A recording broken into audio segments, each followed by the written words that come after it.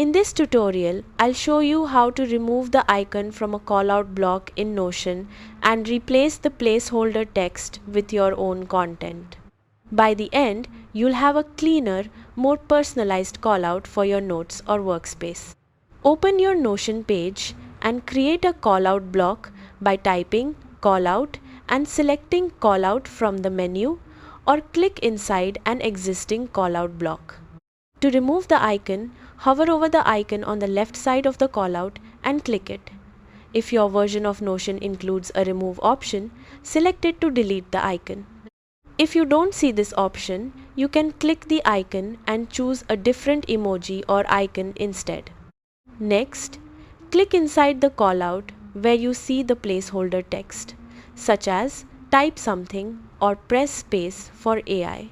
Start typing or paste your content and the placeholder will disappear automatically.